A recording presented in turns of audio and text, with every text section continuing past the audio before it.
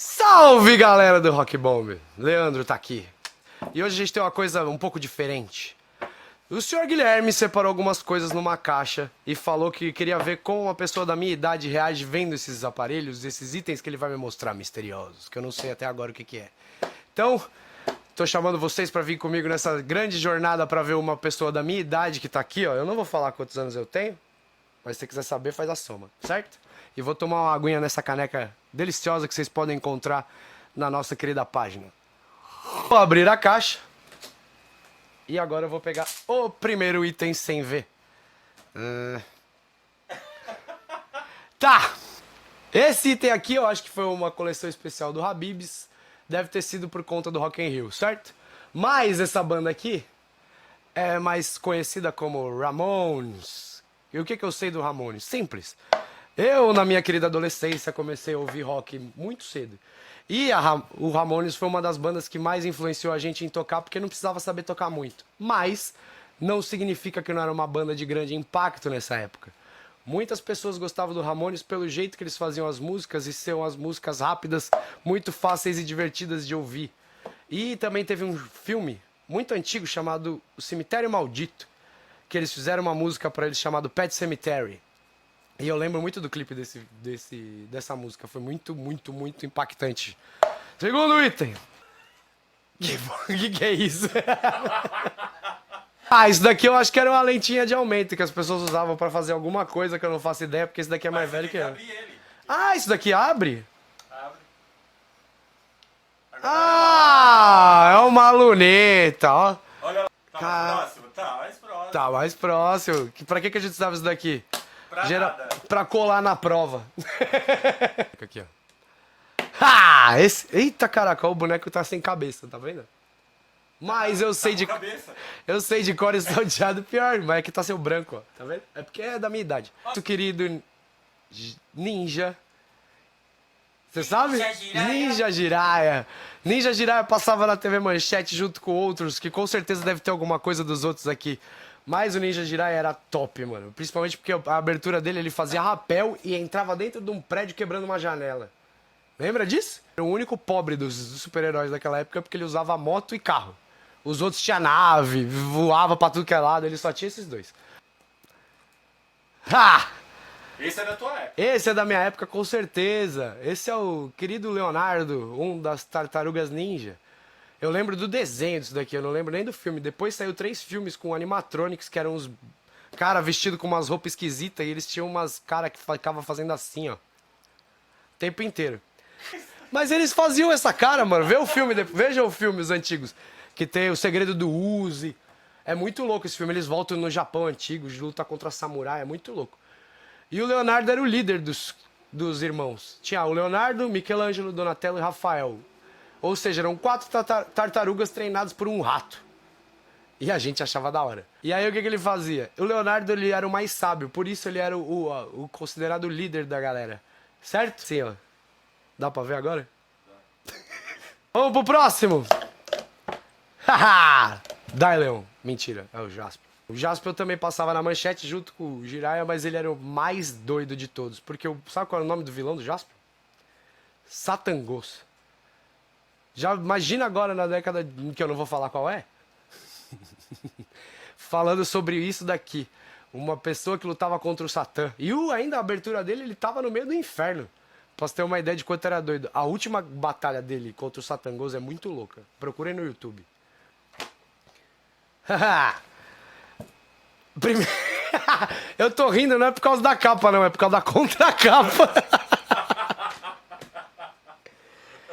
Aqui, meus queridos, foi onde muita gente que começou a ouvir rock aqui no Brasil na década de 80 começou a ouvir. Que foi um dos primeiros eventos onde bandas internacionais vieram tocar na nossa terra Tupiniquim. Vocês fãs de Iron Maiden, olha como eles se vestiam. Vai, se veste de preto agora. Tem uma coisa que vocês não conhecem mais, que são revistas. Eles vinham com várias informações da banda, foto, quais os integrantes, o que eles gostavam de comer, tipo um garoto capricho.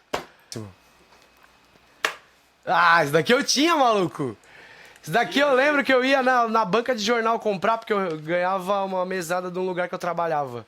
Porque eu não podia receber salário porque eu tinha 14 anos, então eu ganhava uma mesada. E aí eu sempre pegava o dinheiro e ia lá na banca comprar isso daqui. E vinha com isso aqui, ó. Que era um pôster muito louco. Do Mortal Kombat. Que é o seguinte, ó. Acho que esse daqui é do Mortal Kombat 2. Pelo que eu tô vendo aqui dos personagens. Esse é o jogo que saiu há muito tempo atrás num videogame chamado Super Nintendo, onde a gente ainda tinha que usar fita. E aí tinha umas histórias que tinha os backgrounds da hora, tipo, esse daqui é um deus do trovão, esse daqui era o mestre Shaolin que foi selecionado para ser o defensor da terra, o Baraka era um cara que foi feito geneticamente para poder salvar o Shao Kahn. E tinha várias histórias que a gente não sabia muito bem como contar, porque não tinha muito espaço naquela época na fita. Então, o que eles fizeram? Eles começaram a fazer side stories, que são essas histórias laterais para você descobrir um pouco do background dessas pessoas. Mas o mais legal era o pôster, porque a gente enchia a casa de pôster do Mortal Kombat e de outros que tinham também essas revistinhas. Senhoras e senhores, aqui tá uma das grandes coisas que a gente tinha na época, junto com outra coisa que eu acho que não deve ter aqui, mas eu vou mostrar, falar depois. Isso daqui era uma revistinha que saía diariamente. Rockstars. Tinha essa, tinha Guitar Center e Guitar Hero.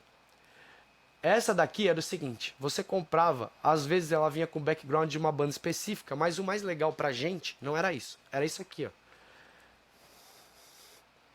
O que é isso aqui? Nós aprendíamos a tocar a música.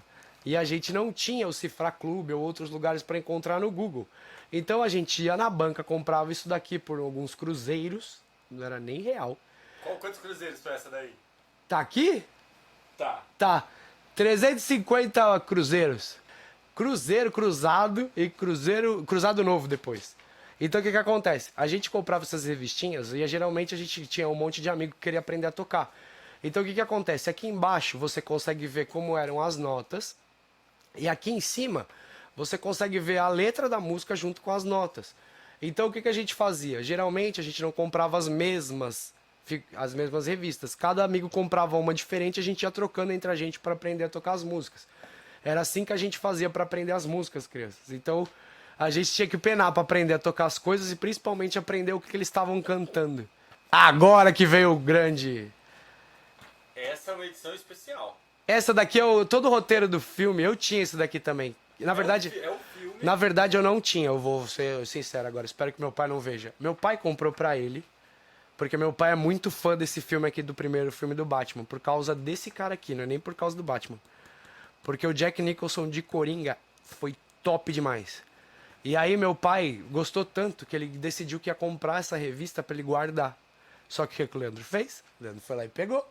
E aí o Leandro, pequenininho, o que ele fez? Ele acabou com a capa, destruiu a revista inteira. Então meu pai provavelmente deve estar bravo até hoje. Ela é uma revista que conta todo o plot, todo o enredo do filme. Só que como a gente tinha essa figura muito grande nos quadrinhos, eles acharam que seria uma boa jogada de marketing fazer um quadrinho especial contando o filme inteiro. Então se você pegar o filme e pegar as cenas, você pode ver que até o quadrinho aqui, ó, é bem similar às imagens do filme, às pessoas do filme. Eles fizeram um quadrinho mais realista. Se você pegar a cara das pessoas, você vai ver que é bem similar. Então o que acontece? O Batman sempre foi um herói que todo mundo gostou. Porque ele era o único herói que não tinha superpoder da DC. Ele era o único herói que tinha que usar uma coisa que pouca gente usava, que era a cabeça. Então ele era mais uma pessoa que era inteligente do que poderosa. Vamos pro próximo. O próximo, meus queridos. Nossa, eu nunca pensei que ia ver isso, mas olha o que acontecia antigamente. Esse daqui era uma revistinha do X-Men, que era o que eu mais gostava.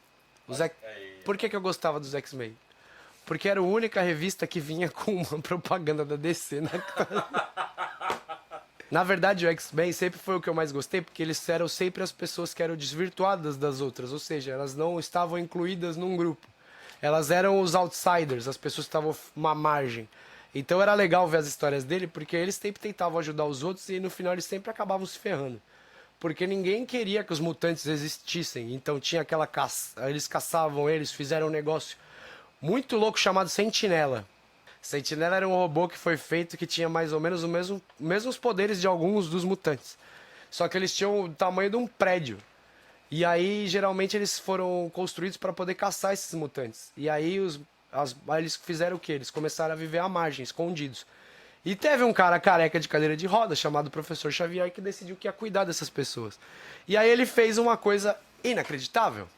Ele criou uma escola. E aí lá ele fazia esses mutantes aprenderem a controlar os seus poderes e principalmente não se sentirem tão à parte da sociedade. E aí ele começa a fazer com que essas pessoas façam o bem para a sociedade, para eles verem que na verdade as diferenças não podem ser excluídas, e sim implementadas. Vamos pro próximo. Vamos pro próximo. Ah, esse aqui é o primeiro jogo de videogame que eu joguei. Street Fighter.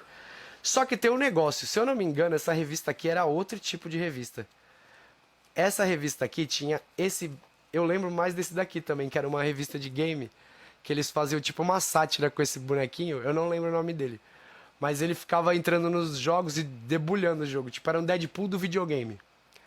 Que era uma revistinha exclusiva pra esse negócio de zoeira. Tipo a Mad, não sei se vocês já ouviram falar da Mad, que era uma revista de sátira também, principalmente com séries e filmes americanos. Esse daqui, o Street Fighter, foi o primeiro jogo que eu joguei. Por quê? Na minha época tinha uma coisa chamada locadora. E não era só locadora de filme VHS, também tinha locadora de videogame. E lá tinha um monte de console que você podia alugar a hora. Tipo, você pagava R$2 e jogava meia hora. E o primeiro jogo que eu joguei com meu amigo foi Street Fighter. E eu pirei no jogo. Porque era um jogo que tinha um monte de pessoas. Tinha um brasileiro que era lindo. Era um homem verde todo que dava choque nas pessoas e morava na Amazônia. Mas era o primeiro jogo que a gente jogou que a gente podia jogar um contra o outro. Porque hoje, vocês jogam tudo no computador e não precisa sair de casa pra jogar com o amiguinho, né? Antigamente, você tinha que ir na casa do amigo pra poder jogar junto, ficar zoando com a cara dele. Muito mais legal. Então o que eu posso dizer pra vocês? Eu adorava esse jogo, principalmente porque era bem fácil de jogar. Dar os comandos e os outros era muito mais tranquilo do que o Mortal Kombat, que era um jogo muito mais difícil porque tinha uma coisa chamada Fatality.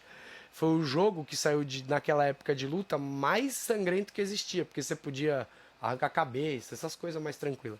Esse daqui era mais cartunesco. Então pra gente que era mais novo, era mais legal jogar esse jogo porque você não se sentia tão ruim jogando contra o seu amigo e destruindo ele no videogame. Vamos pro próximo. Eu vou pular um. Ah, esse daqui eu lembro. Esse daqui é um Mad Max. Primeiro filme de adulto que eu vi com meu pai. Então eu e meu pai, a gente tem uma ligação muito grande por causa desse filme. Por quê? Porque meu pai, que nem eu, é roqueiro, ele me ensinou o caminho do rock and roll, digamos assim. Eu comecei a ouvir rock com ele. E eu gostava muito de rock, mas eu não sabia mais ou menos como era estilo, essas coisas, né? E aí o primeiro filme que eu vi, que eu achei o estilo muito louco, ele falou, ó, os roqueiros se vestem assim, foi esse. Mad Max. O que acontece? Se vocês pegarem esse filme, a primeira coisa que vocês vão ver é o cara todo de preto, com jaqueta de couro preta, com bota, com turno e malvado, com cara de mal, ó. Então, o que acontece? O Mad Max pra mim é mais que um filme. É uma memória que eu tenho de ter passado um tempo com meu pai, porque naquela época a gente não tinha muita interação entre pai e filho, porque o pai tinha que trabalhar o dia inteiro e a gente que era mais novo não entendia ainda direito, então achava que não tinha aquela coisa. Isso daqui fez eu ter um vínculo e uma conexão com meu pai muito grande. E outra, meu pai gravou isso daqui na tela quente à noite, numa VHS, pra depois ver comigo à tarde, porque eu não podia ficar acordado até tarde. Então foi o primeiro filme que eu vi com meu pai. A história é muito doida. É um filme muito legal e ainda tem continuação até hoje. Se eu não me engano, vai sair um filme novo agora, do Mad Max. Não com o Mel Gibson, mas com outros atores, né? Acho que é Furiosa, Mad Max Furiosa vai sair agora. E ó, o Gui é tão detalhista que ele tem tudo. É tão original que o negócio veio até com os background ainda. Gente, primeira parte terminada. Daqui a pouco a gente volta pra vocês verem a segunda parte, que ó, vai estar melhor que a primeira, com certeza. Até mais! Rock sempre!